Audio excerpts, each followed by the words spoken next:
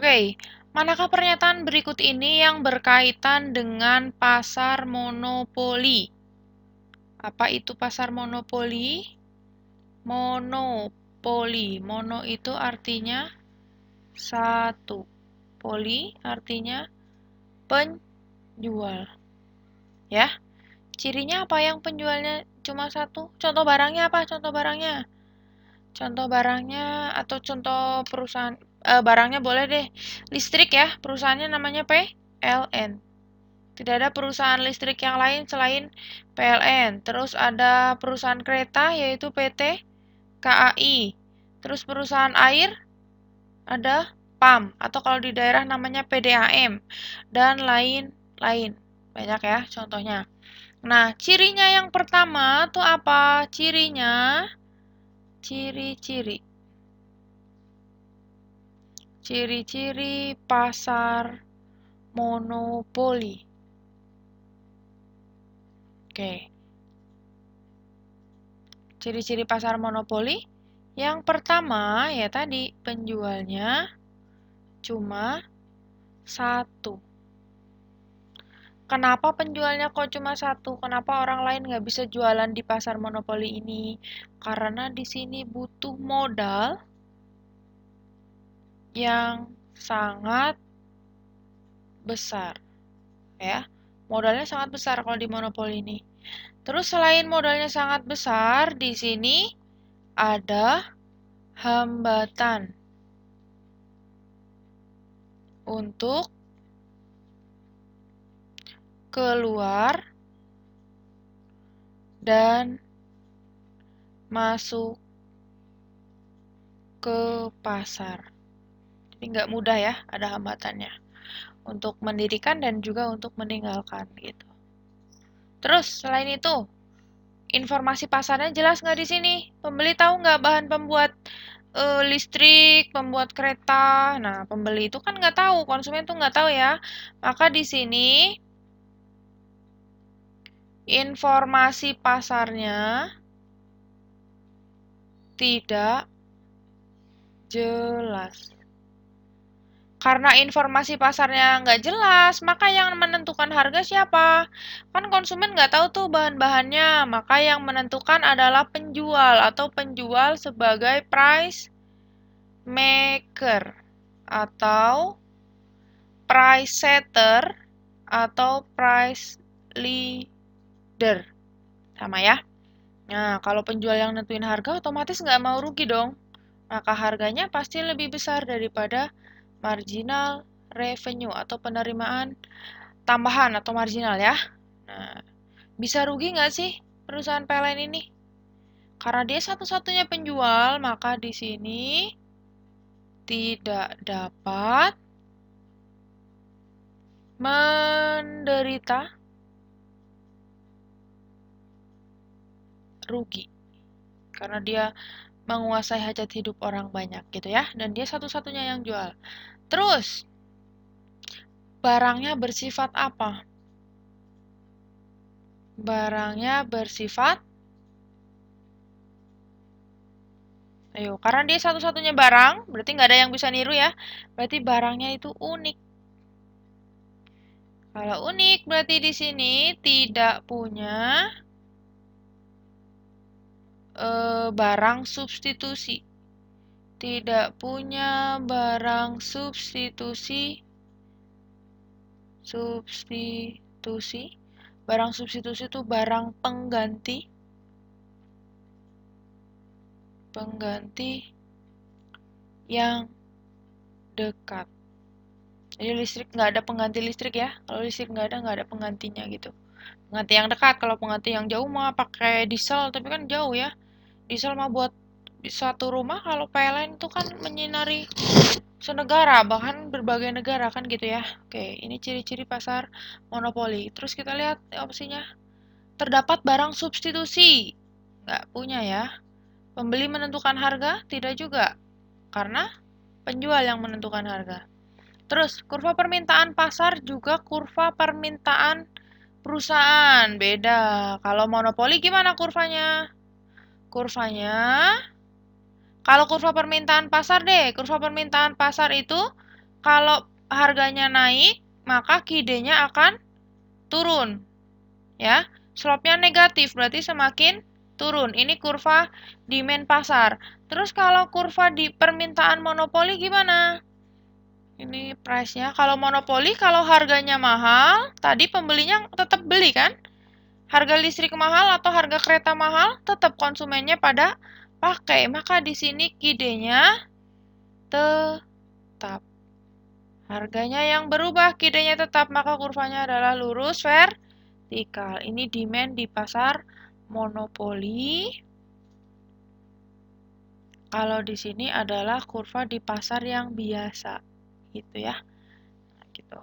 Berarti ini salah. Terus yang D, perusahaan tidak dapat menderita rugi, benar? Karena satu-satunya ya nggak bisa rugi.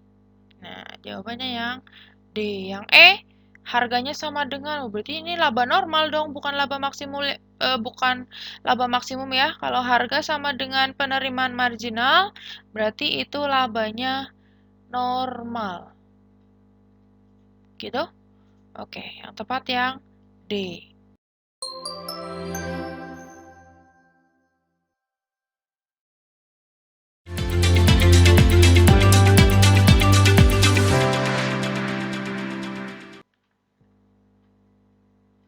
Oke.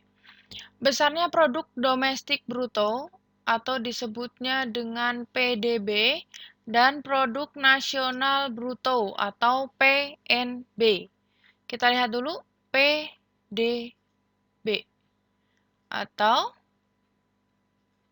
produk, D-nya adalah domestik, B-nya adalah bruto.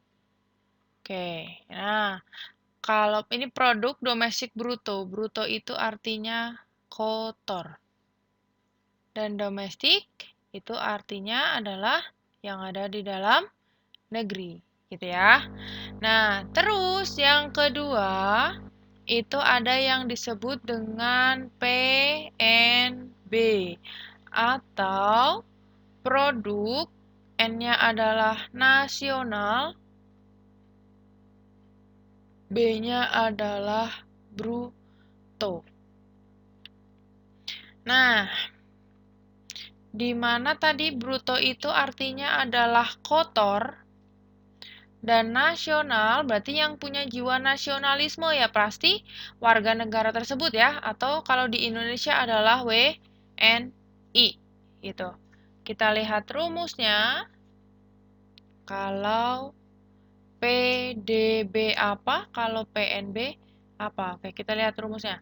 Kalau PDB domestik, nah di Indonesia, nih lihat ini di Indonesia. Di dalam Indonesia itu, di dalam negara Indonesia itu ada siapa aja? Ada WNI yang di Indonesia atau WNI dalam negeri dan ada juga warga negara asing yang ada di dalam negeri, gitu ya. Nah, terus kalau yang nasionalisme berarti semua WNI. Nah, WNI itu ada yang WNI yang di dalam negeri, ada juga WNI yang di luar negeri, gitu kan? Nah, berarti kalau rumus PDB adalah, kita tulis lagi, sorry, kita ke atasin lagi. Nah, oke, PDB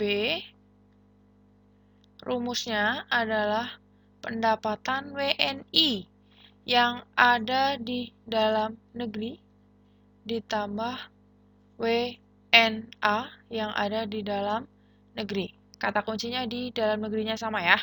Terus kalau PNB berarti pendapatannya cuma punyanya WNI aja. Nah, tadi WNI itu ada yang di dalam negeri, ada juga WNI yang di luar negeri, gitu ya. Yang samanya adalah bukan WNI-nya, bukan luar negerinya ya, tapi WNI-nya di sini. WNI-nya yang sama itu kalau PNB. Nah, ini PNB bisa juga pakai rumus WNI lah jadinya. WNI harusnya teh GDP. PNB bisa juga pakai GDP. Nah, GDP kan ini ya rumusnya. WNIDN ditambah WNADN kan? Nah, tapi kalau PNB itu kita tidak melibatkan masyarakat asing. Maka dikurangi pendapatan neto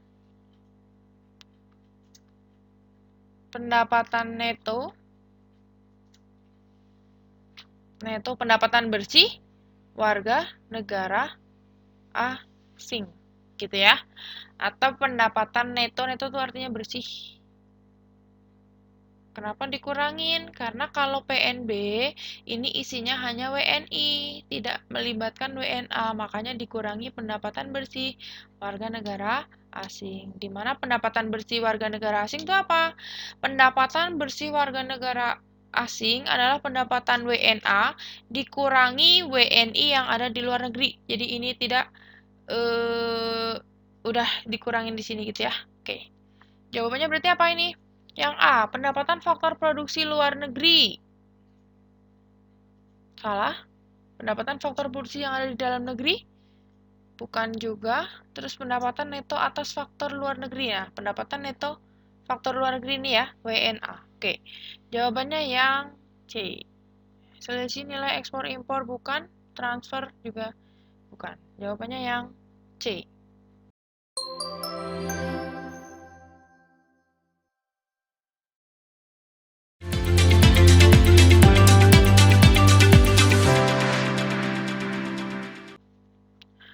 Oke, sumber anggaran pendapatan dan belanja daerah APBD pada setiap provinsi di Indonesia kecuali, oke ya, di sini kita tulis dulu sumber APBD. Yang pertama ada dari yang asli dari daerah tersebut, namanya ya pendapatan asli dari daerah atau disebut dengan PAD. Terus ada juga pendapatan dari pemerintah pusat. Pemerintah pusat yang dinamakan dengan dana perimbangan. Gitu ya. Nah, dana perimbangan ini ada 3 macam. Yang pertama, ada dana bagi hasil atau DBH, ada juga dana alokasi umum, dan ada juga dana alokasi khusus. Nah, itu adalah pengeluaran pemerintah pusat yang menjadi penerimaan daerah, gitu ya. Ada DBH, DAU, dan DAK. Gitu. Berarti di sini kecuali yang mana? Oke, tadi PAD betul, DAU iya, DAK iya, bagi hasil juga iya. Berarti jawabannya yang otonomi khusus. Jadi kalau dana otonomi khusus ya berarti khusus di daerah tertentu gitu ya. Jadi bukan pada setiap daerah atau setiap provinsi gitu ya. Oke, jawabannya yang D.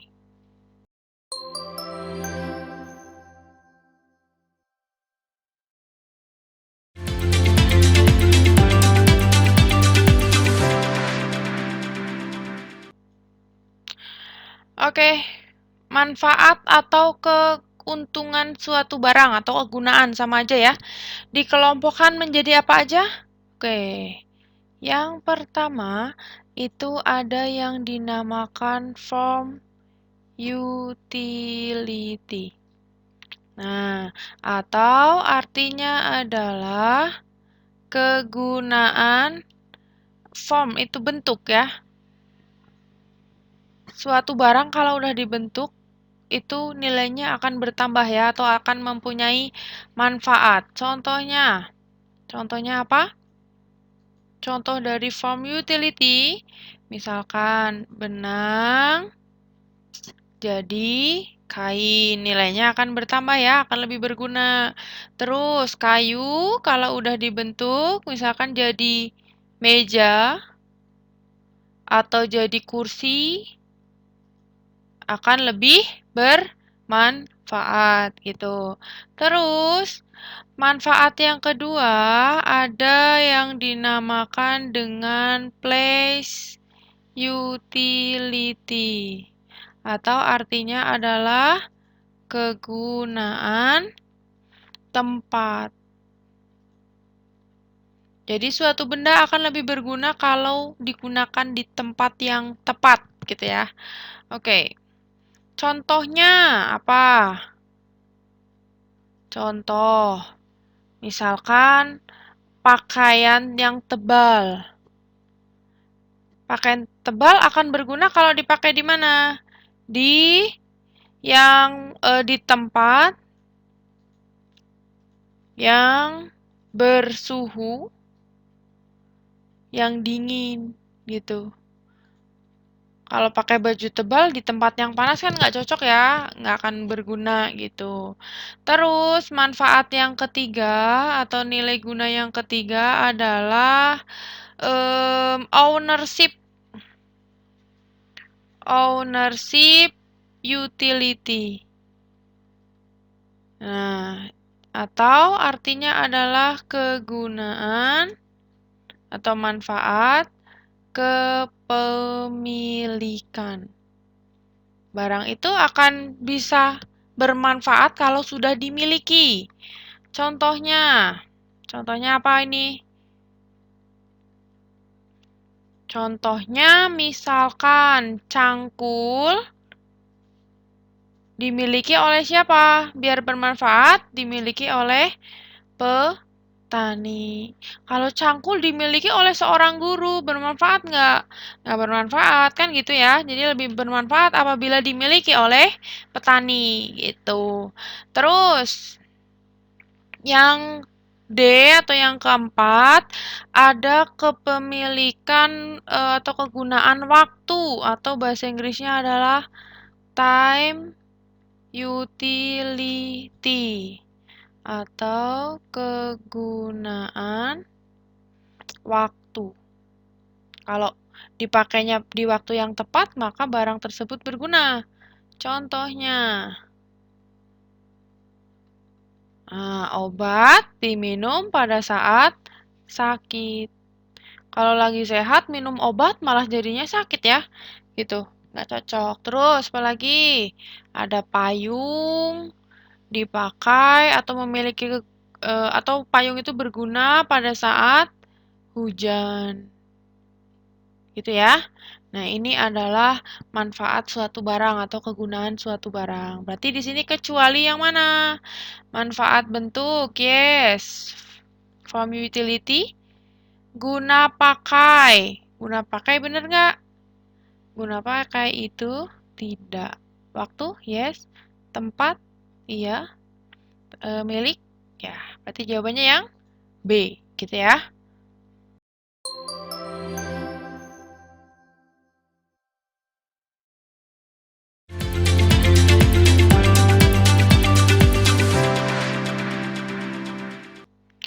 Oke, berikut adalah data aset yang dimiliki oleh Bengkel Amar per 31 Desember 2016.